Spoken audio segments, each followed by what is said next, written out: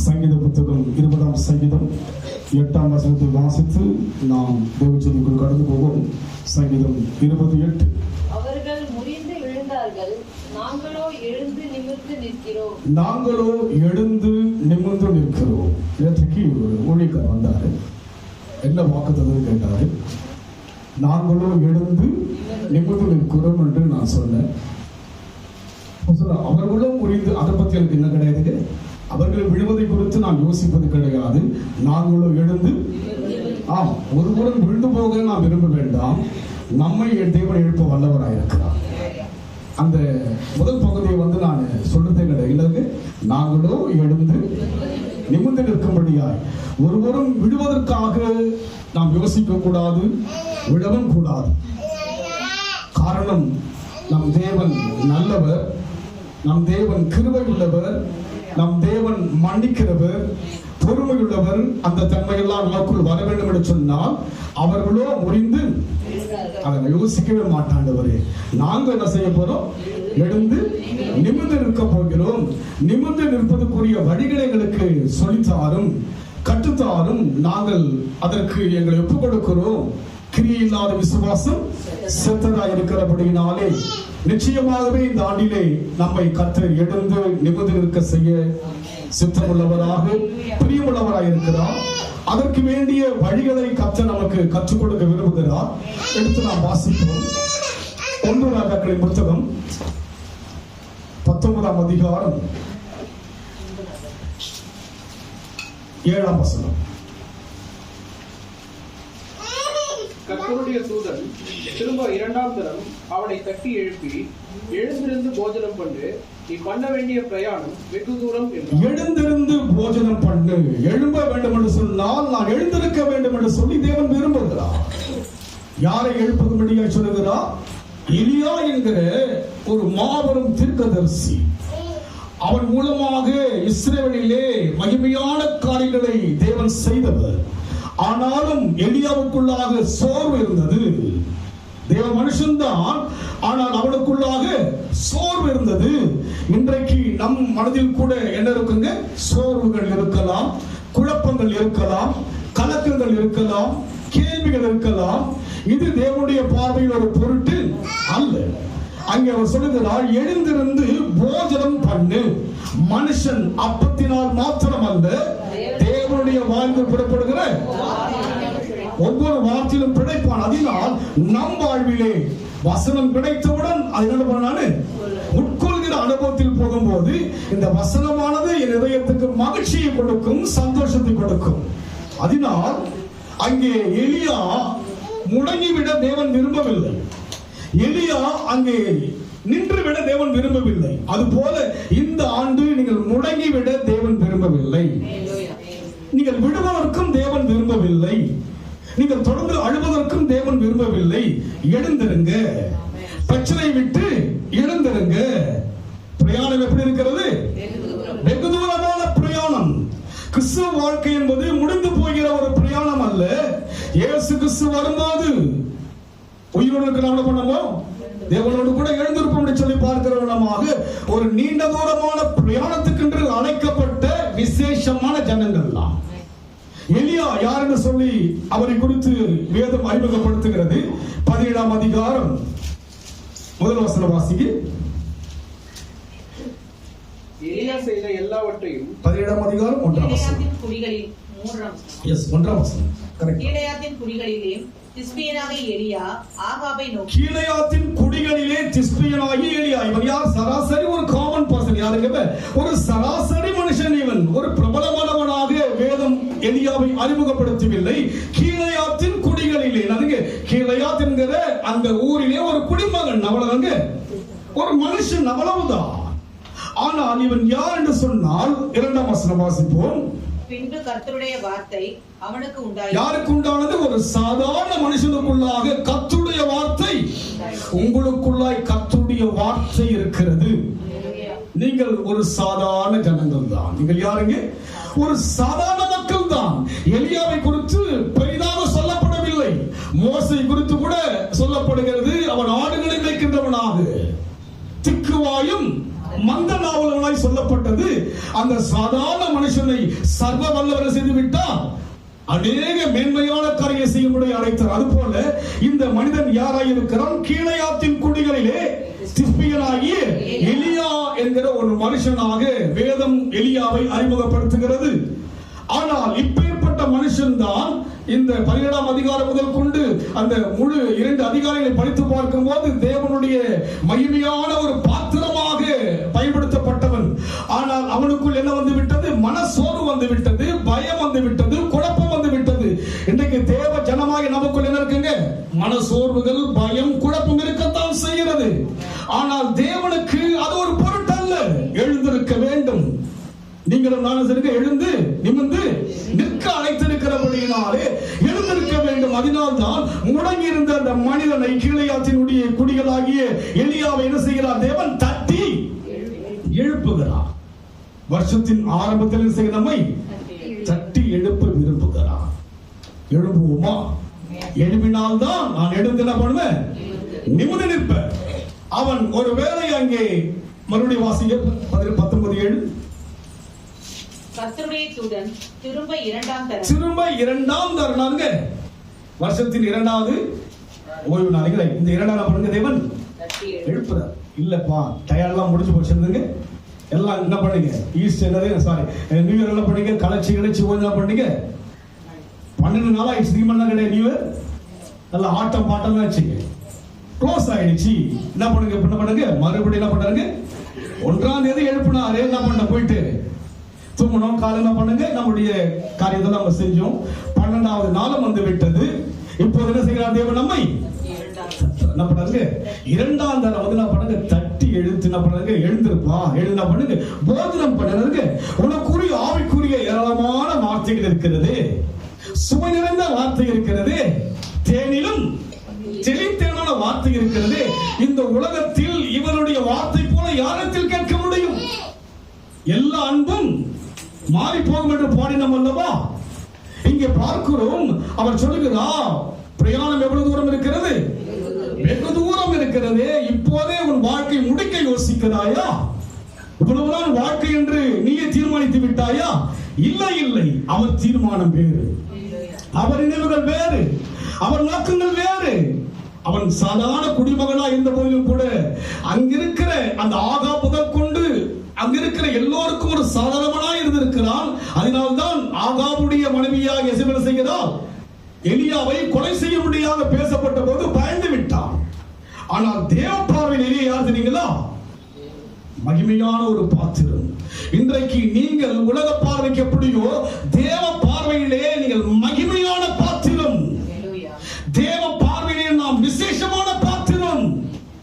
உங்களை கொண்டுதான் தேவனுடைய சித்தத்தை செய்ய முடியாத திட்டத்தை செய்ய விரும்புகிறபடியினாலே 2ஆம் தரம் செய்கிறார். அவனை தட்டி எழுப்பி போஜனம் பண்ணு, நீ பண்ண வேண்டிய பிரயாணம் வெகு தூரம் என்றான்.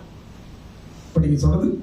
அப்பொழுது அவன் எழுந்திருந்து புசித்து குடித்து அந்த போஜனத்தின் பலத்தினால் 40 நாள் இரவும் பகலும் ஒரே பெண்ணும் தேவனுடைய அந்த போஜனம் எதை கொடுக்கிறது? பலத்தை கொடுக்கிறது. அதுங்க வசனம் என்பது உங்களுக்கு பலத்தை கொடுக்கும். என் பலனாகிய கர்த்தாவே உம்மில் என்னை பலப்படுத்துகிற கிறிஸ்துவினாலே தேவனுடைய வார்த்தை பலத்தை கொடுக்கும். தேவனுடைய வசனம் ஜீவனை கொடுக்கும். தேவனுடைய வசனம் நம்மை உயர்த்தும். வசனத்தை அனுப்பி அவனை குணமாக்கினான். அந்த போதனத்தின் நிமித்தம் என்ன செய்கிறவன்? பலம். அப்பொழுது அவன் எழுந்திருந்து புசித்து குடித்து அந்த போதனத்தின் பலத்தினால் 40 நாள் இரவும் பகலும் ஒரே பெண்ணும் தேவனுடைய பர்வத்துக்கு நடந்து போனான். 40 நாள் 40 வருஷம் இஸ்ரவேல் ஜனங்களை கர்த்தர் நடத்தினார். 40 நாட்கள் மோசே மலையிலே உபவாசித்தார். 40 நாட்கள் இயேசு கிறிஸ்து செய்தார், உபவாசித்து பிசாசினால் அங்கே சோதிக்கும்படியே கடந்து போனார். அதனால் 40 என்பது வேதத்தில் ஒரு விசேஷமானது. 40 செய்த அவன் கடந்து போனான். எப்படி? அந்த போஜனத்தின் பலத்தினாலே. அதனால் வசனம் என்பது உங்களை பலப்படுத்தும். வசனம் இந்த ஆண்டெல்லாம் உற்சாகப்படுத்துங்க. வசனம் தான் இந்த ஆண்டில நம்ம உயிர்ப்பிக்க போகிறோம். அதனால் நம் வாழ்விலே எழும்ப வேண்டும். என்ன செய்யணும்? எழுந்திருந்து என்ன செய்யணும்? அவன் போஜனம் பண்ணி அவன் மறுபடியும் வாசிக்குது. அப்பொழுது அவன் எழுந்திருந்து புசித்து குடித்து அந்த போஜனத்தின் பலத்தினால் 40 நாள் இரவும் பகலும் ஓரேப்பிலும் 4ஆம் வசனம் வாசிக்கும் ப்ளீஸ். அவன் வனாந்தரத்தில் ஒரு நாள் பிரயாணமாய் போய் ஒரு சூரை செடியின் கீழ் உட்கார்ந்து தான் சாக வேண்டும் என்று கூறி, போதும் கர்த்தாவே, என் ஆத்மாவை எடுத்துக்கொள்ளும், நான் என் பிதாக்களை பார்க்கிலும் நல்லவன் அல்ல. இவன் என்ன சொல்லுகிறான்? நான் மனப்பட நினைக்கிறதுல நான் நல்லவன் அல்ல. அவங்கள பாட சொல்லுங்க, அவங்கள ஆட சொல்லுங்க. நான் என்ன கிடையாது இல்லை, நீங்க தான். யாருக்கு அவசியம்? அவன் நல்லவன் அல்ல என்று சொல்லும் போது நீ நல்லவன் அப்பா, நீ கெட்டவன சொல்ல என்னதுக்கு? அதை பத்தி எல்லாம் பேசுறது கிடையாது. ஒரு முறை உங்களை அழைத்து விட்டால் அழைத்ததுதான்.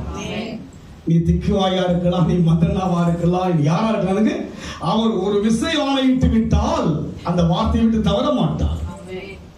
ஒரு முறை யோசிச்சார்னா அதை மாற்றிக்கொள்ள அவர் யார் கிடையாதுங்க, மனுஷன் கிடையாது. அதனால் அவனுடைய பாரங்களை சொல்லுகிறான். என்ன சொல்லுகிறான்?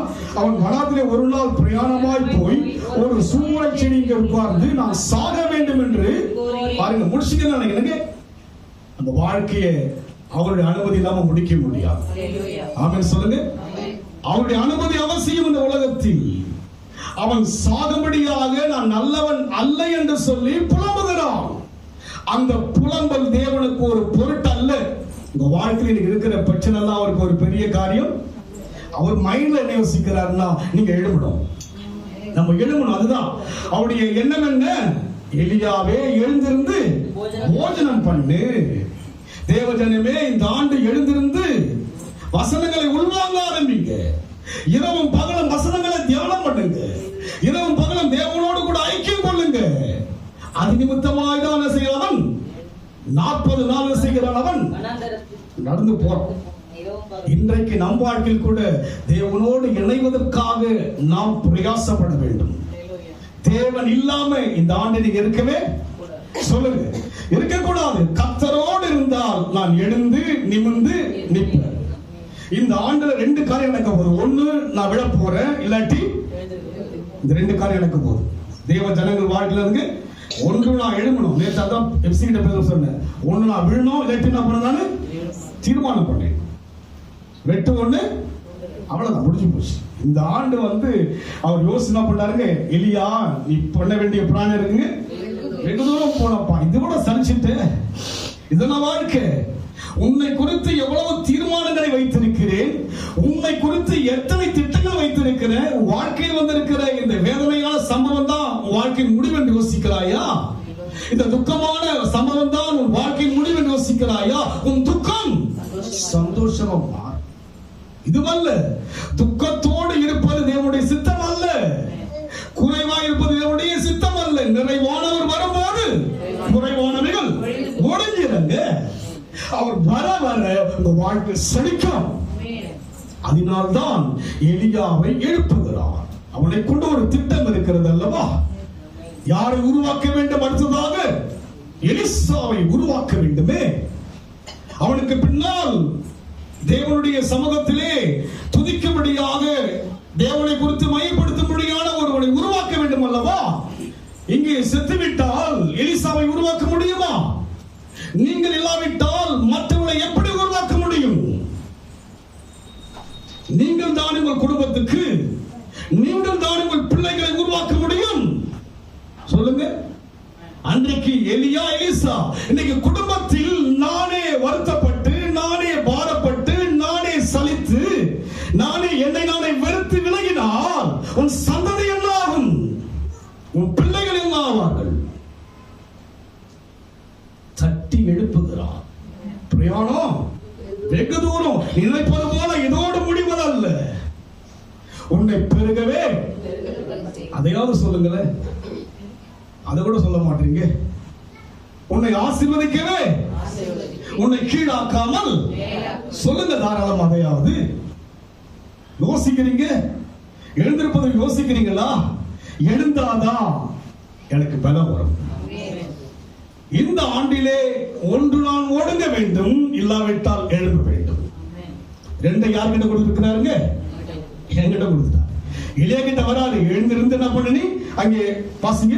ஒரு சூறை 5 வாசிங்க ப்ளீஸ். ஒரு சூரச் செடியின் கீழ் படுத்துக்கொண்டு நித்திரை பண்ணினான். அப்பொழுது ஒரு தூதன் அவனை தட்டி எழுப்பி எழுந்திருந்து போஜனம் பண்ணு என்றான். அவன் விழித்து பார்க்கிற போது இதோ தழலில் சுடப்பட்ட அடையும் ஒரு பாத்திரத்தில் தண்ணியும் அவன் தலைமட்டில் இருந்தது. அப்பொழுது அவன் புசித்து குடித்து திரும்ப படுத்துக் கொண்டான். அப்பொழுது அவன் புசித்து குடித்து திரும்ப படுத்துக் கொண்டான். படுக்கணும்னா யோசிங்க. நம்ம என்ன பண்ணுங்க, ஸ்லோவா இருக்குது. சாப்பிடணும் சொல்லுங்க, சாப்பிடணும் சொல்ல மாட்டீங்களே, சாப்பிடணும். என்னுடைய பெரியவங்க இறந்துட்டாங்க 2 பேரும். அந்த எனக்கு மாமா மாமிகளுக்கு அந்த பெரியவருக்கு பார்த்தீங்கன்னா அவங்க காலில் விழுந்தா பண்ணுவாங்க, எழுதுகிற கணவனுடைய காலை தொட்டு வணங்கிட்டு இருந்தா பண்ணுவாங்க. அப்படி இருந்திருக்கிறாங்க. வயது ஆக ஆக 2 பேருக்கு என்னாச்சுங்க, முரண்பாடு இல்லைக்கு. அவங்க திட்டுவாங்க பண்ணுவாங்க, கண்டுபிடித்துவாங்க. சாப்பிடுறதும் தூங்குறதும் சாப்பிடுறதும் தய வேலை உனக்கு. அது பண்ண பண்றாங்க நம்ம வாழ்க்கையில. சாப்பிடுறதும் தூங்குறதும் கிடையாது. வாழ்க்கை என்னதுங்க, ஓடுவதும் உழைப்பதும் ஓடுவதும் உழைப்பதும் ஓடுவதும் ஓடி ஓடி உழைக்கணும். அதுங்க இப்படிதான் நம்ம வாழ்க்கை. இல்ல இல்ல, இந்த ஆண்டு கர்த்தர் அவருக்கென்று எழும்ப அழைத்திருக்கிறார். இந்த ஆண்டு அவருக்காக எழுந்திருங்க.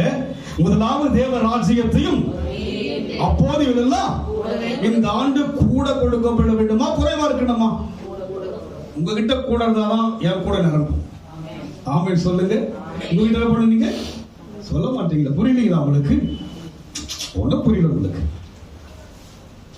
தேவன் அங்கே சொல்கிறார், ஆனால் என்ன செய்கிறான்? அவன் தண்ணீரும் அவன் தலைமாட்டில் இருந்தது. அப்பொழுது அவன் புசித்து குடித்து திரும்ப படுத்து எங்க இருக்குங்க? தலைமாட்டில் இருக்குங்க. சொல்ல முடியல, தலைக்கு மேல இருக்குதா? சொல்ல முடியுதா? எல்லாமே எங்க இருக்குது? தலைமாட்டில் இருக்கு. ரொம்ப எல்லாமே அவருக்கு சாதகமா இருக்கு. அதுக்கு நிம்மதியா இருக்கு. அதுக்கு பரவாயில்ல, ஓரளவுக்கு செட்டில் ஆயிட்டுமா, இது போதும். அதுக்கு வருமானம் மாசுகளை வருதா? இது சொல்லுங்க, இது சம்பளம் வருதா? போதும். ஏதோ போயிட்டு வருமா சண்டே என்ன பண்றோமோ, இது இல்ல இல்ல, இதை விட பெரிய காரியம், இதை விட மகிமையான காரியம். அவன் சாப்பிட்டு அவன் உறங்குவது தேவனுடைய அழைப்பல்ல.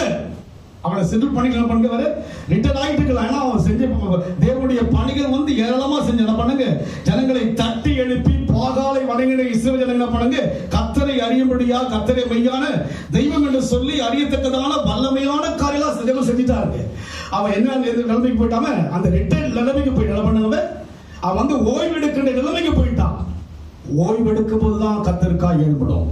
நாம சொல்லுங்க, எப்போது நம்ம தினத்துக்கு இதனால நாள் நம்ம என்ன பண்றோம், வீட்டிலேயே ஓய்ந்து இருக்கிறோம். என்ன பண்றோம், எதுக்கு ஓய்ந்த நாள்? ஓய்வு நாள் கர்த்தருடைய சமூகத்தில் வந்து அவர் ஓய்ந்து இருக்கிறார். 6 நாட்கள் எல்லாவற்றையும் உண்டாக்கின 7ஆம் நாளே கர்த்தர் ஓய்ந்திருந்தா அவருக்கு நன்றி சொல்ல என்ன பண்ணார்? அந்த ஓய்வு நாளை நம்ம என்ன பண்றோம், ஓய்வு நாளுங்க. நமக்கு நல்லா என்ன பண்றோம், உட்காந்து வீட்டுல என்ன பண்றோம், 8 மணி நேரம் பண்றோம். இல்ல இல்ல, நான் ஓய்ந்திருக்க வேண்டிய காலம், நான் மௌனமா இருந்தால் ரட்சிப்பு. அவன் அங்கேயே முடிச்சிருந்தார்னா எலிசா கிடையாது, என்னது கிடையாதுங்க, அடுத்த ராஜாக்கள் கிடையாது, வித்தியாசமான காரியங்கள் என்ன கிடையாதுங்க. அவன் அநேக காரியங்களை செய்து விட்டான். தேவன் எதிர்பார்க்கிற, தேவன் திருப்திப்படுத்தக்கூடிய காரியத்தை எலியா செய்து விட்டான். நீங்க செய்தது குறைவு, நான் செய்து கொண்டிருப்பதும் குறைவு. அவர் எதிர்பார்ப்பது ஒரு நிறைவு. நாம அவர்கிட்ட எப்படி எதிர்பார்க்கிறோங்க, நிறைவு தான் எதிர்பார்க்கிறோம். எதிர்பார்க்கிறோங்க கோடி கோடியாய் பெருகுவாயாக. நம்ம என்ன பண்ணுங்க, நிறைவை எதிர்பார்ப்பது போல தேவன் நம்ம என்ன பண்ண, நம்ம கிட்ட ஒரு நிறைவை. பவுல் சொல்கிறார், ஓட்டத்தை முடிச்ச, இது முதல் எனக்கு நீதி நிற்கின்ற அங்கே ஓட்டத்தை நான் சிறப்பா முடிச்சேன். அது போல நம் வாழ்க்கையில வந்து முடிக்கணும். ஆரம்பிப்பது பெரிதல்ல, முடிக்கணும். இதை முடிக்கணும். இந்த மூச்சு இருக்கும் வரைக்கும் அவரை பாடி துதிப்பதுதான் என்னுடைய ஓட்டமா இருக்கணும். ஆமென் சொல்லுங்க. உங்களுக்கு மூச்சு இல்லைங்களா? நீங்க என்ன சொல்றீங்க? அது உங்க வேலை பாஸ்டர், பாடுறதும் பிரசங்கம் படுத்தும். நானும் உங்களை போல கீழே உட்காந்து பாடிட்டு பிரசங்கத்தை கேட்டுதான் என்ன பண்ணீங்க. நானு அடுத்த பிரசங்க யார்? நீங்க யார் சொல்லுங்க? மௌனமா இருக்கீங்க, பிரஸ்ல அழைப்பு இருக்கிறீங்க, தாடியில யோசிக்கிறாங்க. நாங்களாம் போயிட்டு அதுக்கப்புறம் யாருங்க? எதுக்கு இந்த ஆண்டுல கர்த்தருக்கு உங்களை அழைச்சி எழுந்து நீங்க வேணும். இங்க இருக்கிற ஒவ்வொருவரும் என்ன பண்ணுங்க? இங்க இருக்கிற ஒவ்வொருவரும் தேவனுக்கு முக்கியம். என்னை விட படிச்சிருக்கிறீங்க, என்னை விட எங்க இருக்கிறீங்க, எல்லாமே உங்களுக்கு பலம் இருக்கு, எல்லாம் இருக்கு. நீங்க வேணும். என்னையும் தட்டினா பண்ணாங்க, இல்ல இல்ல இன்னும் பிரயாணம் இருக்கு, இன்னும் பிரயாணம் இருக்கு, நீ ஏன் சலிச்சிட்ட? இன்னும் நம் வாழ்க்கையிலே நாம் என்ன பண்ணக்கூடாதுங்க? கர்த்தருடைய தூதன் திரும்ப இரண்டாம் தரம் வந்தவனை தட்டி எழுப்பி மறுபடியும் என்ன பண்ணாங்க? போஜனம் கொடுக்கிற என்ன பண்ணாருங்க? மறுபடியும் என்ன பண்ணாரு அவரு? பாருங்க, தேவன் பாருங்க எப்படி இறங்கி இறங்கி வர பார்த்தீங்களா? நம்ம தான் என்ன பண்ண ரொம்ப துடுப்படுறதுங்க, நம்ம தான் விலகி விலகி போறோம். அவனை பண்ணுங்க, என்னை விட்டு விலகுவதும் இல்லை. என்ன பண்ண பட்டு என்ன பண்ண தலையை என்ன பண்ண தூங்குறியா? என்ன பண்ணிருக்க அவரு? அப்படிதான் செஞ்சிருக்கணும். காலை கூட பார்த்தா வீட்டில் போட்டு பெட்ஷீட் எடுத்து தூங்குறியா? நீ யோசனை பண்ணு. 6 மணி ஆயிடுச்சு. எத்தனை மணி ஆயிடுச்சு? உங்களுக்கு 7 ஆனாலும் எத்தனை மணிக்கு எழுந்திருக்கீங்க? நீங்க சொல்லுங்க, எத்தனை மணிக்கு எழுந்திருக்கீங்க? அதுலயே இன்னும் எழுந்திருக்கீங்க. நானே ஆமே சொல்லுங்க, எதுல எழுந்திருக்கலங்க? சொல்லுங்க. எழுந்திருந்து போஜனம் பண்ணு, நீ பண்ண வேண்டிய பிரயாணம். எழுந்திருங்க. தேவன் சொல்லும் போதே எழுந்திருக்கணும். என்ன பண்ணணும்? தேவன் உணர்த்தும் போதே நம்முடைய வாழ்க்கை என்ன பண்ண? தேவனுக்காக எழும்பணும். காரணம் என்ன? ஒரு நோக்கம் இருக்கிறது. நம்ம எழுப்புவதற்கு தேவனுக்கிட்ட ஒரு நோக்கம் இருக்குங்க. என்ன இருக்கு? ஒரு நோக்கத்தோடு தான் எலியாவை தேவன் எழுப்புகிறார். வாசிங்க, கர்த்தருடைய தூதன் திரும்ப இரண்டாம் தரம் அந்த வந்து அவனை தட்டி எழுப்பி எழுந்திருந்து போஜனம் பண்ணு, நீ பண்ண வேண்டிய பிரயாணம் வெகு தூரம் என்றான். அப்பொழுது அவன் எழுந்திருந்து புசித்து குடித்து அந்த போஜனத்தின் பலத்தினால் இரண்டாவது முறை தான் அவனுக்கு ஒரு தெளிவு வந்தது. நடந்திருக்கு, தெளிவு வருது. அதுக்கு முன்னாடி இன்றைக்கு தெளிவு வரணும். நம்ம காமெடி சொல்ல பார்க்கலாம். யார்கிட்ட பேசுறாங்க தெளிவு வரணும்? சொல்லுங்க, இந்த வருஷம் யார்கிட்ட பேசுற தெளிவு வரணுங்க? உங்களை பத்தில என்னோட தான் கர்த்தர் பேசுனார். நீங்க வீட்டுக்கு என்ன பண்ணீங்க? என்ன சொல்றீங்க? உன்னை பத்தி தான் பேசுறா தெரியுமா? நீ கதையே உன்னை பத்தி தான். யாரை பத்தி தான்? வீட்டுல என்ன பண்ணக்கூடாதுங்க? யாரை பத்தி பேசினார் கர்த்தர்? என்னோட கூட பேசினா. அங்க எலியா தட்டி எழுப்பப்பட்டு அவன் எழுந்து கடந்து போகிறான். 40 நாள் ஒரே பெண்ணும் தேவனுடைய பர்வதம் மட்டும் நடந்து போனான். அங்கே அவன் ஒரு கெபிக்குள் போய் தங்கினான். 2 ராஜாக்கள் 2:11 வாசிங்க.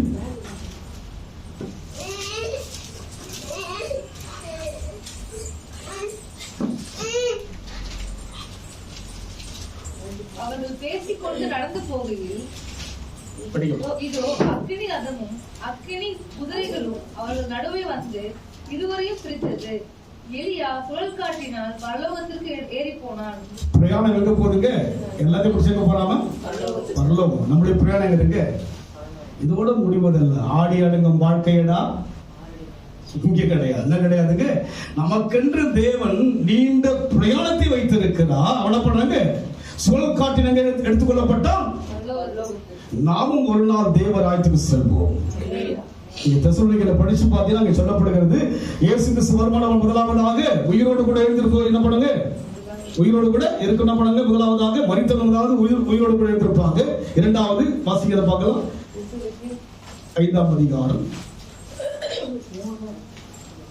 1 தெசலோனிக்கேயர்ல 3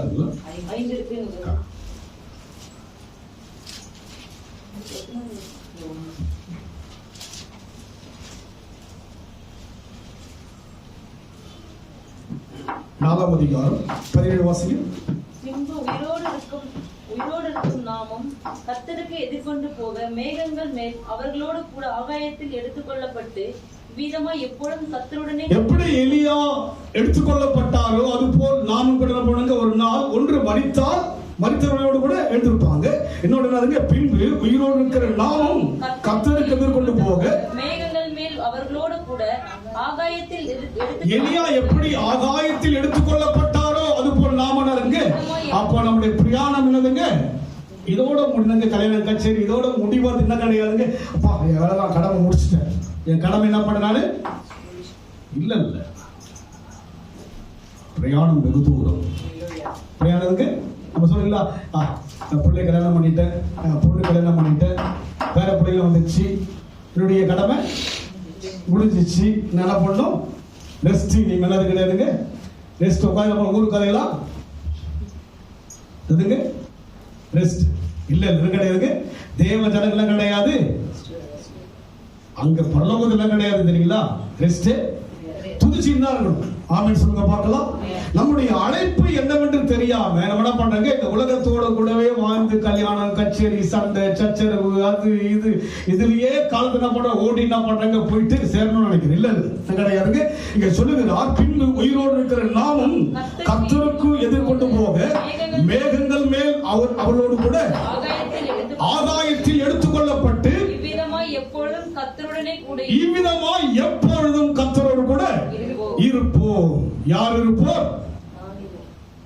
சொல்லுங்க, யார் இருப்போம்? நான் இருப்பேன். ஆமென் சொல்லுங்க. நான் எழுந்தால்தான் அங்கு இருப்பேன். நான் இந்த உலகத்துல வந்து ஒடுங்கி பதுங்கி நடுங்கி வாழ்ந்துட்டு இருந்தேன், நான் என்ன பண்ண முடியும்? அங்க நான் இருக்கவே என்று சொன்னால், அங்கே அவர் பார்க்கிறார், யாரெல்லாம் தேவனுக்காக எழுப்பினார்களோ அவர்கள் உயிரோடு இருக்கும் போது என்ன செய்கிறார்? எதிர்கொண்டு போக முடியும் என்று பார்க்கிறோம். வாசிக்கிறதுலேயே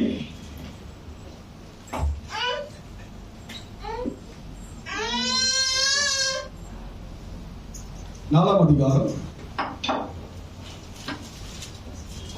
2ஆம் வசனம் வாசிங்க. கர்த்தராகிய இயேசுவினாலே நாங்கள் உங்களுக்கு கொடுத்த கட்டளைகளை அறிந்திருக்கிறோம். நாங்கள் உங்களுக்கு கொடுத்த கட்டளைகளை அறிந்திருக்கிற மக்கள் நாம். யார் நம்ம? அறியாத மக்கள் அல்ல, கட்டளை அத்தனையும் அறிந்தவர்கள். என்ன கட்டளை நமக்கு இப்போ? ரெண்டே கட்டளை. என்ன கட்டளைங்க? தேவனிடத்திலே அன்பு கூறுவது போல இந்த ரெண்டு கட்டளை தான். இந்த இரண்டே நாம் அறிந்திருக்கிறோம். நீங்கள் பரிசுத்தமுள்ளவர்களாக வேண்டும் என்பதே தேவனுடைய சித்தமாய் இருக்கிறது. அந்தபடி நீங்கள் பேசி மார்க்கத்துக்கு விலகி இருந்து தேவனை அறியாத அந்நியர்களைப் போல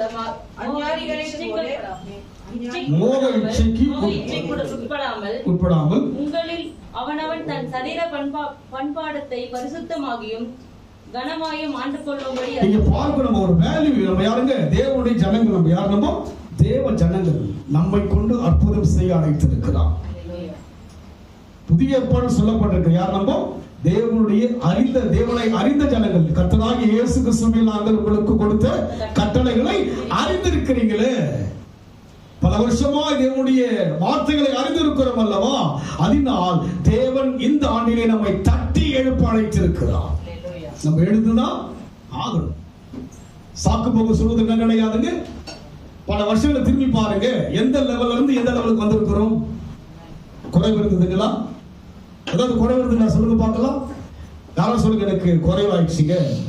10 வருஷம் முன்பு வரும்போது நான் பணக்காரனா வந்தேன், இப்ப ஏழை ஆயிட்டேன். சொல்ல முடியுமா? சொல்ல முடியுமா? 10 வருஷம் வரும்போது நான் அப்படி இருந்தேன், இப்ப நான் எப்படி ஆயிட்டேன்? சொல்ல முடியுங்களா? என்ன குறை? எல்லாம் நிறைவாய் நடத்தினார்.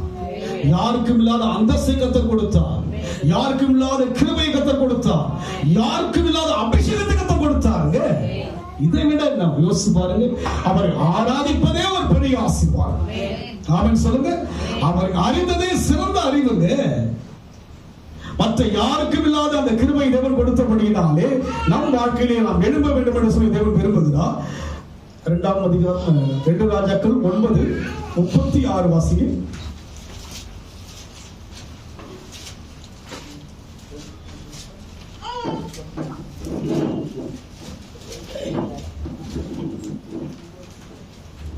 ஆகையால் அவர்கள் திரும்ப வந்து அவனுக்கு அறிவித்தார்கள். அப்பொழுது அவன், இது கர்த்தர் திஸ்பியனாகிய எலியா என்னும் தம்முடைய ஊழியக்காரனை கொண்டு சொன்ன வார்த்தை. பாருங்க, தேவன் வந்து எலியாவை கொண்டு சொன்னதை எல்லாம் அவன் எடுத்துக்கொண்ட பிற்பாடு நடத்துகிறார். ஆமென் சொல்லுங்க பார்க்கலாம். எலியாவினுடைய வார்த்தையிலே வல்லமை இருந்தது, அது போல நீங்கள் சொல்கிற வார்த்தையில வல்லமை இருக்கும். ஆமென் சொல்லுங்க. கடந்த வாரம் ஒரு அம்மா வந்து எனக்கு போன் பண்ணி, பாஸ்டர் ரொம்ப எளிமையானவங்க, வயசானவங்க, அவங்க பர்ஸ்ல வந்து ஒரு 20,000 வச்சிருந்திருக்காங்க. அது மிஸ் ஆயிட்டு இருக்கு. அதுக்கப்புறம் எனக்கு போன் பண்ணி அவங்க சொல்ல ஆரம்பிச்சாங்க. ஒருத்தர் வந்தாரு, போயிட்டாரு. அவரு அது காணாம போச்சா இருக்கான்னு தெரியல. நீங்க ஏதாவது ஒண்ணு சொல்றீங்க, என்ன பண்ணுவீங்க? காசு இருக்கா இல்லையா? என்ன பண்ணுவீங்க? குருகேந்திர மாதிரி இருக்கு. இல்லைங்க பாஸ்டர், நீங்க சொல்றது வந்து என் வாழ்க்கையில் நீங்க சொல்லி நடக்குது. என்ன பண்ணுவீங்க? நீங்க சொல்லுங்க. நான் சரி, நான் சொல்ல இருக்கமா அப்படின்னு சொல்லிட்டேன். ஓ, இருக்குன்னு சொன்னீங்களா? இருக்கும். என்னதுக்கு இருக்குன்னு சொன்னீங்க? இருக்குன்ட்டாங்க. அதுக்கப்புறம் மறுபடியும் பார்த்தீங்கன்னா நைட்டு ஒரு 10 மணிக்கு ஃபோன் பண்ணி பண்ணுங்க, பாஸ்டர் இருந்ததுங்களா? என் பையன் அப்படா அதுக்கு 2000 என்ன பண்ணிட்டான், பர்சம் கீழே என்ன பண்ணிட்டான், கட்டில கீழே போட்டு போயிட்டான். அதுக்கு நீங்க சொன்ன மாதிரி ஆச்சுங்க. சொல்லை கத்து கனப்படுத்தும். கூட போனாங்க சொன்னாங்க, நீங்க நான் ஐசியூல இருந்த நான் நீங்க சொன்னீங்க, கத்தர் அற்புதம் செய்தான். தேவ ஜனமாகி நம் வாழ்க்கையிலே எலியா சொன்னதை தேவன் நிறைவேற்றது போல உங்க வார்த்தையினால கத்தர் அற்புதம் செய்ய போகிறார். நீங்க என்ன சொல்றீங்களோ அது அப்படியே கத்தர் செய்ய அழைத்திருக்கிறபடினாலே. மறுபடியும் வாசிக்கிறது. ஆகையால் அவர்கள் திரும்ப வந்து அவனுக்கு அறிவித்தார்கள். அப்பொழுது அவன், இது கர்த்தர் திஸ்பியனாகிய எலியா என்னும் தம்முடைய ஊழியக்காரனை கொண்டு சொன்ன வார்த்தை இஸ்ரவேலின் நிலத்திலே நாய்கள் எசபேலின் மாம்சத்தை தின்னும் என்றார். இங்க பாத்தீங்கன்னா இந்த எசபேல் யாருங்க? எலியாவை கொலை செய்ய முடியாது எழுப்பினவள் தான் ஆகாபுடைய மனைவியாகிய எசபேல். இவனுக்கு தான் பயந்து போனார். யாருக்கு பயந்து போனாருங்க? இவளுக்கு தான் பயந்து நான் சாகணும்னு போறாளுங்க.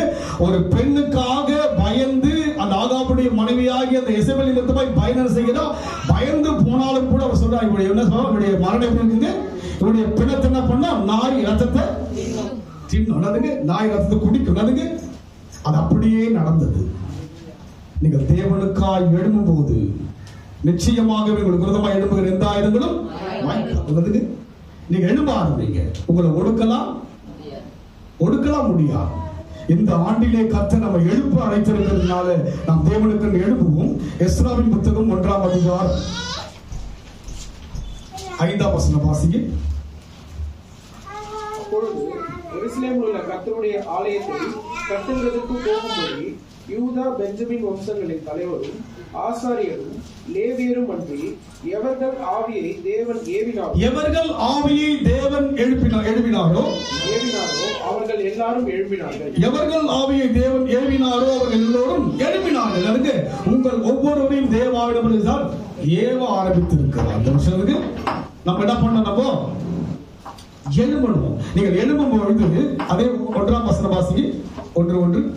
எரேமியாவின் வாயினாலே கர்த்தர் சொன்ன வார்த்தை நிறைவேறும்படி பெர்சியாவின் ராஜாவாகிய கோரேசுடைய 1ஆம் வருஷத்திலே கர்த்தர் பெர்சியாவின் ராஜாவாகிய கோரேசின் ஆகிய ஏவினதினாலே கர்த்தர் பெர்சியாவின் ராஜாவாகிய கோரேசின் ஆகிய ஏவினதினாலே அவன் என்ன செய்கிறான்? பரலோகத்தின் தேவனாகிய கர்த்தர் பூமியின் ராஜ்யங்களை எல்லாம் எனக்கு தந்தருளி யூதாவில் உள்ள எருசலேமிலே நமக்கு ஆலயத்தை கட்டும்படி எனக்கு கட்டளையிட்டு. பாருங்க, நீங்க தேவனுக்காக எழும்பும் போது மேன்மைகள் உங்களுக்காக எழும்ப ஆரம்பிக்கும்.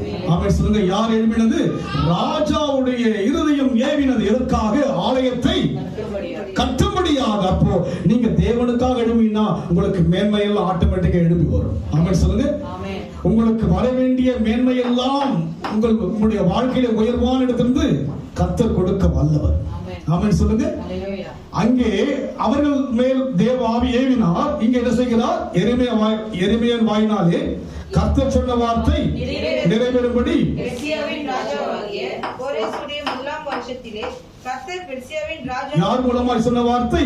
ஒன்று எலியா மூலமாய் சொன்ன வார்த்தை நிறைவேறினது. இங்கே எரேமியா சொல்லுகிற வார்த்தையின் பிரகாரமா யார் எழுப்பினது? ராஜா எழுப்பினார். எப்படி எழுப்பினார்? தேவனுடைய ஆவியானவருடைய ஏவுதலினாலே என்ன செய்தவன்? அப்போ தேவ ஜனங்கள் என்ன சொல்கிறாரோ நடக்கும். ஆமென் சொல்லுங்க பார்க்கலாம். இந்த வருஷம் நீங்க எல்லாரும் எழுந்து சொல்லுங்க. நானே சொல்லுமா? உங்க பொண்ணான வாயில சொல்லுங்களேன். நாங்களோ எழுந்து நிமிர்ந்து நிற்போம். தேவன் சொன்னார், ஊழியக்காரன் சொன்னார், நானும் சொல்றேன். ஆமென் சொல்லுங்க பார்க்கலாம். தேவன் உரைத்தார், தேவனுடைய ஊழியனாகிய நான் உரைத்தேன். நீங்க என்ன பண்ணுவீங்க? சொல்லணும். ஆமென் சொல்லுங்க பார்க்கலாம். காரணம், கர்த்தர் இந்த ஆண்டிலே உங்களுக்கு வேண்டிய மேன்மைகளை கொடுக்கும்படியாக உங்களுக்கு மேலாயிருக்கிற வேலையா இருக்கலாம், பிசினஸா இருக்கலாம், உங்களை விட அதிகாரம் உள்ள மனதிலே கர்த்தர் ஏவி உங்களை உயர்த்த போகிறார். தேவ ஆவி செயல்பட போகிறார். ஒன்று நம்மை எழுப்புகிறார். நம்முடைய நன்மைக்காக உங்களுக்கு மேல் இருக்கிற நபர்களை எழுப்ப கர்த்தர் அழைத்திருக்கிறார். எல்லாம் உங்களுக்கு மேன்மைக்காக காரியங்களை தேவன் செய்ய வல்லவரா இருக்கிறார். 2 வாசிக்கமா? பரலோகத்தின் தேவனாகிய கர்த்தர் பூமியின் ராஜ்யங்களை எல்லாம் எனக்கு தந்தருளி யூதாவில் உள்ள எருசலேமிலே தமக்கு ஆலயத்தை கட்டும்படி எனக்கு கட்டளையிட்டிருக்கிறார். அவருடைய ஜனங்கள் எல்லாரிலும் எவன் உங்களுக்குள்ளே இருக்கிறானோ அவனோடு அவனுடைய தேவன் இருப்பாராக. அவனோடு அவனுடைய தேவன் இருப்பாராக. யாருக்கு தெரிகிறதுங்க? பெர்சியா ராஜாவாகிய கோரேசுக்கு தெரிகிறது. யாரெல்லாம் தேவ ஜனமா இருக்கிறாங்களோ அவங்களோட யார் இருப்பா? இந்த வருஷம் எல்லாம் தேவன் இருப்பார். நீங்க தேவ ஜனம் தானே? சொல்லுங்க. சந்தேகமா இருக்கா? பாட்டுதானே பாடுங்க. தேவான நதினால் நீங்க விசேஷமான ஜனங்க. தேவன் உங்களோடு கூட இருக்கிறார். இந்த ஆண்டு கர்த்தர் உங்கள் மூலமாக அவர் ஏவுகிற காரியத்தை நீங்கள் செய்ய எழும்ப ஆரம்பித்து விட்டால் நீங்க எழுந்து என்ன பண்ணுங்க? ஆட்டோமேட்டிக்கா உங்களை யாராலையும் ஒடுக்க முடியாது, முறிக்க முடியாது, உங்களை தடுக்க முடியாது. இஸ்ரவேலுக்கு விரோதமாக ஒரு சில காரியங்களை வந்து வெளிப்படுத்திட்டு வர்றது. வருஷத்துல பார்த்தா தேவ ஆவியானவர் பண்ண எனக்குள்ளாக அநேக காரியங்களை வெளிப்படுத்துகிறான். நான் யோசனை பண்ண அந்த அநேகருக்கு சொல்லிட்டு வரேன். ஒரு பெரிய ஒரு நபர் பார்த்தீங்கன்னா அரசாங்கத்தில் ஒரு மேன்மையான அந்தஸ்தில் இருக்கிற அந்த குடும்பத்தை நான் மாதந்தோறும் போய் சந்திப்பது வழக்கம். இந்த முறை போயிட்டு நான் அங்கே அவ்வளோ கனப்படுத்தினாங்க. அதுக்கப்புறம் பிரேக்ஃபாஸ்ட்லாம் முடிச்சுட்டு நான் கிளம்பும் போது அந்த சிஸ்டர் என்கிட்ட அழுதாங்க. அழுது ஒரு மாதிரி கலங்கிட்டாங்க. அதுக்கப்புறம் நான் ப்ரேயர் பண்ணிட்டு நான் வந்துட்டேன். அதுக்குள்ள தேவன் எனக்குள் அநேக காரியங்களை அந்த சகோதரி குறித்து இடைப்பட்டா நான் ரொம்ப யோசிப்பேன் சொல்வதற்கு. ஆனாலும் கூட இந்த ஆண்டு வசன பிரகாரமா இது நமக்குள்ளாக ஏவ தொடங்கினது போல அந்த காரியங்களை அவங்க கிட்ட சொல்லும் போது அவங்க சொன்னாங்க, பாஸ் நீங்க சொல்ற மாதிரியே நடந்துட்டு இருக்குது, எனக்கு ரொம்ப வேதனையா இருக்குன்னு சொல்லி. அதனால் இந்த ஆண்டிலே கர்த்தர் உங்களுக்குள் எதையெல்லாம் ஏவுகிறாரோ நாம் அதற்காக என்ன பண்ணோம்? எழும்பணும். கர்த்தர் இந்த ஆண்டு உங்களை செய்ய போகிறார், ஏவுகிறார். சபையுடைய காரியங்கள் எப்படி ஏறு? யார் சொல்லாமே சீப்பமாது நீங்களா சொல்ல மாட்டீங்க. அது சொல்லிதான் பண்ணணும். சொல்லிதான் தேவன் உங்களுக்குள் இந்த ஆண்டிலே தேவ திட்டங்களை செய்யும்படியாக ஏவ போகிறார். சொல்லுங்க. நானே ஆச்சரியமா, நீங்களே வாலண்டியர் வந்து பாஸ்டர் செய்யலாமா? என்ன செய்யலாம்? இதை அப்படி மாத்தலாம் பாஸ்டர், இதை இப்படி பண்ணலாம். நீங்க என்ன பண்ண கவுன்சிலிங் கொடுக்க இல்லங்க. நான் வரேன்னாங்க ரொம்ப மாதிரி வரேன்னா பண்ணுங்க. ஆமீன் சொல்லுங்க. அல்லையா சொல்லுங்க. நான் பண்றேன் குழந்தை சொல்லுங்க. பார்த்தீங்களா? யோசிச்சு பாருங்க. அப்படி கிடையாது. இந்த ஆண்டு வந்து நீங்க ஒரு டிஃபரன்ஸா தான் இருக்க போறீங்க. ஆமீன் சொல்லுங்க. நீங்களே வந்து ஏதோ கனவுல சொன்னார் பாஸ்டர், ஆண்டவர் பேசினாரு, ஏதோ ஒரு உணர்வு வந்தது, அதை நான் என்ன பண்ண போறேன்? ரொம்ப அமைதியா இருக்கிறீங்க. இல்ல ஏதோ இந்த வருஷம் ஏதோ ஒரு நிலம் நுணுக்கமா நிலம் பேசுறேன், ஏதோ ஒரு மைண்ட்ல வச்சுட்டு என்ன பண்ண பாஸ்டர் ஏதோ இல்லைங்க. நாமோ எழுந்து நிமிர்ந்து நிற்கபடியா ஒரு நல்ல ஒரு பாட்டை கர்த்தர் கொடுத்தாரு. அதை நான் கடை பட போறேன். இந்த ஆண்டிலே அதிகமாய் காரியங்களை தேவன் செய்ய விரும்புகிறார். அதனால நம்ம வாழ்க்கையில கர்த்தருக்காக எழும்ப வேண்டும். கடைசி வசனவாசிகளிலே அவருடைய ஜனங்கள் எல்லாரிலும் எவன் உங்களுக்குள் இருக்கிறானோ அவனோடு அவனுடைய தேவன் இருப்பாராக. அவன் யூதாவில் உள்ள எருசலேமுக்கு போய் இஸ்ரவேலின் தேவனாகிய கர்த்தருடைய ஆலயத்தை கட்ட கடவன். எருசலேமில் வாசம் பண்ணுகிற தேவனே தேவன். எருசலேமில் வாசம் பண்ணுகிற தேவனே தேவன். ஆமென் சொல்லுங்க. நம் தேவனே தேவன். ஆமென் சொல்லுங்க. அவர்கள் வாயிலிருந்தும் பேசாது, கண்களிருந்தும் காணாது, மூக்கிருந்தும் முகராது, கால்களிருந்தும் சொல்லுங்க. பொங்கலா சொல்லுங்க. இப்ப பாத்தீங்கன்னா போப் சொல்லுகிறார், விக்கிரக வழிபாடு இனிமே கிடையாதுன்னு யார் சொல்லுறாங்க? போப் சொல்றாங்க. விக்கிரக வழிபாடு கிடையாதுன்ற அளவுக்கு இப்போதான் வந்திருக்காங்க. என்ன பண்றாங்க? அவங்களே விக்கிரக அடையாளம் என்ன பண்றாங்க? நம்ம என்ன பண்றாங்க? ஒவ்வொரு பண்டிகைக்கு என்ன பண்றோம்? நம்மளும் கூட என்ன பண்றாங்க சேர்ந்து இருக்கு பாருங்களேன். இப்போ நம்ம செய்யலாம் கூட கவர்மெண்ட் நம்மளோட கூப்பிட்டா பண்றாங்க. நம்மளை கூப்பிட்டு ரேஷன் கார்டு என்ன பண்றாங்க? கரும்பு எனக்கு இல்லை. அது அதான் நான் தப்பிச்சிட்டேன். என்ன கிடையாதுங்க. நான் அப்பவே நான் பட்டேன். வெள்ளக்காடு வாங்கிட்டேன். அதுக்கு நான் வெள்ளக்காரன் இல்லைங்களா, என்ன பண்றேன்னு எனக்கு அது கிடையாது. நாம் தேவனுக்காக எழுத வேண்டும்.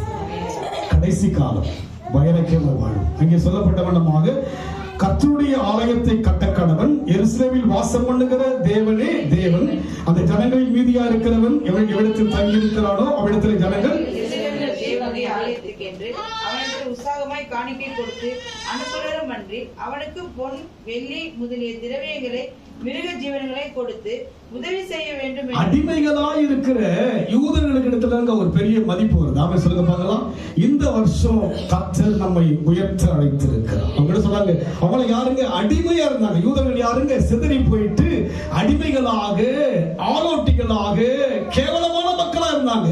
ராஜாவுடைய உள்ளத்திலே பரலோகத்தின் தேவனான் செய்தா ஏவின பிற்பாடு செய்கிறார். அதை ஜனங்களின் மீதியா இருக்கிறவன் எவ்விடத்தில் தங்கி இருக்கிறானோ அவ்விடத்து ஜனங்கள் எருசலேமில் உள்ள தேவனுடைய ஆலயத்துக்கு என்று அவனிடத்தில் உற்சாகமாக காணிக்கை கொடுத்து அனுப்புகிறதும் அன்றி அவனுக்கு பொன் வெள்ளி முதலிய திரவியங்களை மிருக ஜீவனை கொடுத்து உதவி செய்ய வேண்டும் என்று பெர்சியாவின் ராஜாவாகிய கோரேஸ் அறிவிக்கிறார் என்று தன் ராஜ்யமெங்கும் எழுதி அனுப்பி விளம்பரம் பண்ணி தடப்பட்டாங்க. கட்டம் உங்களை பல விதங்கள்ல கர்த்தர் உயர்த்த போகிறார். அதுக்காவது அவன் சொல்லுங்கல்ல, எந்த பக்கம் எப்படி வருதுன்னு தெரியாது. சிரிக்கிறீங்க, எந்த பக்கம்? ஆமா, கர்த்தர் நடத்தும்படியா எழும்பணும். என்ன பண்ணுங்க? ஆலயத்துக்காக எழும்புங்க. தேவ ஆவியன் ஏவுகிற வண்ணமா எழும்புங்க. கர்த்தர் உயர்த்த அழைத்திருக்கிறார். நீங்க சொல்றத கர்த்தர் செய்ய போகிறார். உங்க வார்த்தை குடும்பத்துல என்ன பிரச்சனை, ஆண்டவரே நான் ஜெபிக்கிறேன். கர்த்தருக்கு முன்பாக நிற்கிற எளியன செய்தான் ஜெபிக்கிறார். கர்த்தருடைய வார்த்தை அவனுக்குள் வந்தது. கடைசியாக இதை வாசிக்க பார்க்கலாம். 17ஆம் அதிகாரம் 1-2 வாசிக்க முடிச்சிடலாம்.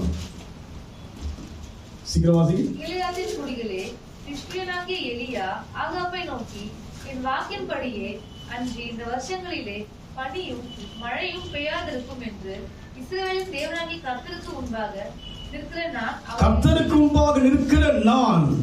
எலியா எங்க நிற்கிறான்? கர்த்தருக்கு முன்பாக நிற்கிறான். இந்த ஆண்டெல்லாம் நம் வாழ்க்கையில யாரை முன்வைக்கணுங்க? நீங்க செய்கின்ற ஒவ்வொரு கிரியைகளுக்குள்ளாக கர்த்தர் முன்பாக வைங்க. காலையில் எழுந்து உங்களுடைய அலுவலகத்தில் யாரை வைக்கணுங்க? முன்பாக கர்த்தரை முன்பாக வைங்க. எந்த ஒரு காரியம் அதாவது வீட்டுல வேலை செய்யறீங்களா, சமைப்பீங்க, கர்த்தரை முன்பாக வைங்க. எல்லாமே சுவையா இருக்கும். ஆமென் சொல்லுங்க பார்க்கலாம். அவரை முன்பாக வைக்காம டென்ஷன் பண்ணீங்க. இந்த மூஞ்சிக்கு முட்டை வறுக்கணுமா, எதுங்க? இதுக்கு மீனை வறுக்கணுமா, எதுங்க? யாரை வைக்கணும்? நீங்க கர்த்தரை முன்பாக வச்சுனா எல்லாமே சுவையா இருக்கும். ஆமென் சொல்லுங்க. இந்த ஆண்டு எப்படி இருக்குங்க? எப்படி இருக்கும்? ஒரு சிலர் எனக்கு பிள்ளை என்னதுங்க, காஃபி குடினா சர்க்கரை என்ன பண்ண ஜாஸ்தியா போட்டு வாய் என்னதுங்க நல்லா சுவையா இருக்குன்னு பார்த்தா உப்பு பண்ண போடுவாங்க. என்ன பண்ணும் பிள்ளைகிட்ட என்ன பண்ணும்? ஒண்ணு பேச அதை பாக்குறீங்க. நல்ல பிள்ளை என்ன நல்லா பார்த்துக்குது. அந்த ஸ்தானத்தில் எனக்கு வேண்டிய கடமைகளை செய்கிறது. கர்த்தர் ஆசீர்வதிப்பார். உண்மையாகவே தேவன் இன்றைக்கு நம் வாழ்க்கையில ஆண்டவர் வெளிப்பட வேண்டிய ஒரு நேரம் வந்துவிட்டபடியினாலே நம்ம எழும்புவோம். தேவனுக்காக எழும்புவோம். உண்மையாகவே அநேக பாடுகள் என் மனதிலே வேதனைகள் எல்லாம் இருந்தாலும் கூட நான் தேவனுக்காக இதுவரைக்கும் எழும்பி நடக்கும்படியே கர்த்தர் கிருபை செய்தார். கடந்த நாட்களில் கூட நான் பெங்களூர் போயிருந்தேன். அவ்வளவு ஜனங்கள் மறுபடியுமா இந்த 28வது ஆண்டிலே அந்த ஊழியம் போகிற அவ்வளவு அன்பாய் அழைத்து என்னை வரவேற்று என்னோட கூட பழகினாங்க. அந்த ஒரு அவங்களுக்குள்ள ஒரு அலுப்போ ஒரு விதமான ஒரு அந்த ஒரு எண்ணம் வரல. அந்த முகத்துல நான் பார்த்தது கிடையாது. அதனால் இந்த ஆண்டும் நான் எழும்ப வேண்டும். நாம் யாவரும் தேவனுக்கென்று எழும்புவோம். ஆண்டவர் ஏவுகிற வண்ணமாக இந்த ஆண்டுல இருக்கு. ஆமென் சொல்ல பார்க்கலாம். உங்களுக்குள்ள ஏதாவது ஒரு சபை காரியத்தை பேசுறாரா, என்ன பண்ணுங்க? நீங்க யோசிக்காம அதை நீங்க சொல்லுங்க, செய்யுங்க. இங்க டியூஸ்டே ஆனா சகோதரிகள் கூட்டம் இருக்கு. கூடுமான அதை கூட என்ன பண்ணுங்க? நீங்க வருவதற்கு சொல்லுங்க, பண்ணுங்க, முயற்சி பண்ணுங்க. ஆண்டவர் உணர்த்துறாரு இல்லைங்களா? சொல்லுங்க பார்க்கலாம். இப்போ நிறைய இந்த காலங்கள்லாம் மாறிடுச்சு இல்லைங்களா? எல்லாம் செவ்வாய்க்கிழமை என்னதுங்க ஈவினிங் ப்ரேயர் இருக்கும், வெள்ளிக்கிழமை ப்ரேயர் இருக்கும், புதன்கிழமை புதன்கிழமை இருக்குது. ஆனால் அதுக்கு யோசிக்கிறதா இருக்கு. சொல்லிடுறோம், வராம போனா யார் பிரச்சனை தெரியுங்களா? எனக்கு பிரச்சனை கிடையாது. யாருக்கு பிரச்சனை வரும்? ஒண்ணு எழுந்திருக்கணும், இல்லாட்டி சொல்லுங்க. வெளியே குரல் என்ன கிடையாதுங்க, முறிந்து விழுது எங்க தான் நடக்குதுங்களா? நமக்குள்ளதான் நடக்க போகுது. அது எது எனக்குள்ள ஒரு ஏவுதல் வந்துகிட்டே இருக்குது. ஒண்ணு எழும்பணும், இல்லாட்டி நல்லா பண்ணனால தட்டி எழுப்புறாரு, எழுந்திருப்போம். தேவனுக்காக எழும்புவோம். உங்களுக்கு தேவையான எல்லாமே தேவன் சந்திப்பார். அந்த ஜனங்க எழும்ப ஆரம்பிச்சுட்டாங்க. ராஜா சொல்ற என்ன பண்ணுங்க, அவங்களுக்கு என்ன பண்ணுங்க, எல்லாத்தையும் கொடுங்க. அவங்க போட்டு என்ன பண்ணுங்க, வாழையத்தை போய் கட்டட்டும். அது போல நீங்க தேவனுக்காக எழும்பும் போது நடுங்க எல்லா பக்கத்துக்கும் நன்மைகள் வரும். நன்மையும் கிருபையும் உங்களை தொடரும். நாம் அந்த அனுபவத்தில் போகும்படியாக கண்களை கொடி கத்து நோக்கி பார்ப்போம். எழுந்து நிமிர்ந்து நிற்போம் அல்ல, நிற்கிறோம். தாவீது அனுபவத்தில் சொன்ன ஒரு காரியம். எலியாவை பார்த்து அங்கே இஸ்ரவேல் ஜனங்களுக்குள்ளாய் தேவ ஆவி ஏவினார். கோரேஸ் ராஜாவுக்குள்ளாக தேவ ஆவி ஏவினார். உங்கள் மேன்மையை தேவனுக்குள்ளாக வாழ வாஞ்சிக்கும் போது மேன்மைக்குரிய எல்லா காரியத்தையும் தேவன் யாரிடத்தில் ஏவ வேண்டுமோ, எப்படியெல்லாம் நடக்க வேண்டுமோ, உங்களுடைய பிசினஸ் சம்பந்தப்பட்ட காரியங்கள், உங்களுடைய அலுவல்கள், உங்களுடைய எந்த ஒரு காரியத்திலும் கர்த்தருடைய அந்த மகிமையை பார்க்க போறீங்க. உங்களுடைய வளர்ச்சியை கர்த்தர் நம்ம கொடுக்க விரும்புகிறார். வசனத்தின் பிரகாரமாய் நான் சொல்ல விரும்புகிறேன். அந்த ராஜாவுடைய கண்களிலே அந்த அடிமைகளா இருந்தாங்க, சிதறி இருந்த அந்த மக்களுக்கு தயை கிடைத்தது காரணம் ஆவியானவர் அந்த யூதர்களுக்குள்ளாக, பெண்ணியமின் கோத்திரத்துக்குள்ளாக எழுப்பினது மாத்திரமல்ல, ஜனங்களுக்குள்ளாகவே இறங்கிட்டார் தேவன். சபை முழுமையாய் இறங்க விரும்புகிறார். சிறு சபைதான், ஆனால் நம் யாவருக்குள்ளாக தேவன் இடைப்பட்டு நம்ம யாவரையும் ஏவி எழுப்பும்படியாக விரும்புகிறார். காரணம், இந்த ஆண்டு நமக்கு ஒரு விசேஷமான ஆண்டாக, ஒரு வெற்றியின் ஆண்டாக தேவனுடைய எண்ணம் இருக்கின்றபடியினாலே அவர் ஒரு விசை சொல்லிவிட்டால் அதை மாற்ற விரும்புகிறவர் அல்ல. இந்த ஆண்டு அமர்ந்திருக்கிற நம் யாவருக்கும், கேட்கிற யாவருக்கும் ஒரு வெற்றியின் ஆண்டாக உருவாக்கி வைத்திருக்கிறபடியினாலே நாம் தேவனுக்காக எழுதும்படியாக ரீபாலா சந்தரபா வாக்கதரபியா லபு ரிவத்தரதுபியாதியா ஆண்டவரே நான் எழுப்புகிறேன் சொல்லுங்க, மனசார சொல்லுங்க. தட்டி எழுப்புகிறாரே, இதுவல்ல ஒரு உயர்வு, இதைவிட ஒரு மகிமையான காரியங்கள், இதுவல்ல அவருடைய மேன்மை, இதைவிட ஒரு உயர்ந்த காரியங்களை தேவன் செய்யும்படியாக. ஹalleluya ஹalleluya. ஆண்டவரே, எலியா அதோடு முடிவதல்ல. எலியா எலிசாவை எழுப்ப வேண்டும், ராஜாக்களை எழுப்ப வேண்டும் ஐயா. எலியாவுடைய வார்த்தையின் பிரகாரமாக நடக்க வேண்டும் ஆண்டவரே. வானத்தினுடைய ஆண்டவரே சேனைகள் இறங்கி வந்த ஐயா. அப்பா ஆண்டவரே கர்த்தாவே, ராணுவ வீரனை போல கர்த்தாவே ஆண்டவரே ரதங்கள் இறங்கி வந்தது கர்த்தாவே. எலியாவுடைய அழைப்பு எப்பேற்பட்டது ஐயா. எங்கள் அழைப்பு சாதாரணமான அழைப்பு அல்ல ஐயா. உலகத்தோடு கூட முடிகின்ற அழைப்பு அல்ல ஐயா. ஆண்டவரே மண்ணோடு மண்ணாக மங்கி போகிற அழைப்பு அல்ல தேவ அழைப்பு கர்த்தாவே. எங்களுக்கென்று ஒரு ராஜ்யம் உண்டு ஐயா. எங்களுக்கென்று ஒரு ஜீவனுள்ள தேவன் உண்டு ஐயா. தேவன் வருகிறவராய் இருக்கிறார் ஐயா. 2000 ஆண்டுக்கு முன்பாக ஆண்டவரே நீ ரட்சகராய் வந்தீர் ஐயா. இனி நீ நியாயாதிபதியாக மேசுவாக போகிறீர் ஐயா. எங்கள் வாழ்க்கையிலே ஆண்டவரே பிரயாணம் மிகவும் ஆண்டவரே, உலகத்தின் மக்களுடைய பிரயாணம் ஐயா மண்ணாக மங்கி விடுகிறது கர்த்தாவே. நாங்கள் மகிமையின் மேல் மகிமை அடைந்து ஐயா மகிமையின் தேவனை தரிசிக்க முடியாத அழைப்பு கர்த்தாவே. ஆண்டவரே எங்கள் வாழ்வில் ஐயா நீ கொடுத்த தீர்மானத்தை நிறைவேற்றும்படியாக என்னை ஒப்பு கொடுக்கிறேன் சொல்லுங்க. என்னை ஒப்பு கொடுக்கிறேன், என்னை ஒப்பு கொடுக்கிறேன் ஐயா. பிரசங்கிக்கிற என்னை ஒப்பு கொடுக்கிறேன் கர்த்தாவே. பிரசங்கிக்கிறேன் ஆகாரம் கொடுக்கிறாங்க. என்னை ஒப்பு கொடுக்கிறேன், என்னை ஒப்பு கொடுக்கிறேன் கர்த்தாவே. எல்லாருமே துதிக்கிறையா துதிக்கிறையா துதிக்கிறையா. தேவனுக்கு எழுதும் போது கர்த்தாவே எல்லாம் கூட கொடுக்கப்படும். உங்களுக்கு எல்லாம் கூட கொடுக்கப்படும். ஹalleluya. என்ன தேவையோ அது கொடுக்கப்படும், என்ன தேவையோ அது கொடுக்கப்படும். ஹalleluya ஹalleluya ஹalleluya. நன்றி செலுத்துகிறோம் அப்பா. எழும்படியாக சுத்தப்படுத்தி விட்டு எழுப்பபடியாக எங்களை ஒப்பு கொடுக்கிறையா, எங்களை ஒப்பு கொடுக்கிற கர்த்தாவே. இதுவல்ல ஐயா அவனை மறுபடியும் படுக்கிறது போல படுக்காதபடிக்கு ஐயா இன்றைக்கு இந்த நேரத்தில் தீர்மானம் செய்துவிட்டேன். தேவனுக்காக எழுப்ப வேண்டும் ஐயா. ஆவியானவர் எதையெல்லாம் ஏவுகிறதோ அதையெல்லாம் செய்ய முடியாது எழுப்புவேன். நன்றி ஆண்டவரே, நன்றி ஐயா, நன்றி ஐயா. ஆசீர்வதிக்கும்படியாக ஜனங்களை ஒப்பு கொடுக்கிற கர்த்தாவே. தேவன் பொறுப்படுத்திக் கொடுத்த ராஜா நாமத்தை தொடர்ந்து பயன்படுத்துகிற தகப்பனே, இயேசுவின் நாமத்தில் பிதாவே. ஆமென். என் ஆத்துமாவே கர்த்தரை ஸ்தோத்திரி, என் முழு உள்ளமே பரிசுத்த நாமத்தை ஸ்தோத்திரி. என் ஆத்துமாவே கர்த்தரை ஸ்தோத்திரி, கர்த்தர் செய்த சகல உபகாரங்களையும் மறவாதே. நம்முடைய கர்த்தராகிய இயேசு கிறிஸ்துவின் கிருபையும் பிதாவாகிய தேவனுடைய அன்பும் பரிசுத்த ஆவியானவரின் ஐக்கியமும் நம் அனைவரோடு கூட கர்த்தர் வரைக்கும் மட்டும் என்றென்றைக்கும் இருப்பதாக. ஆமென்.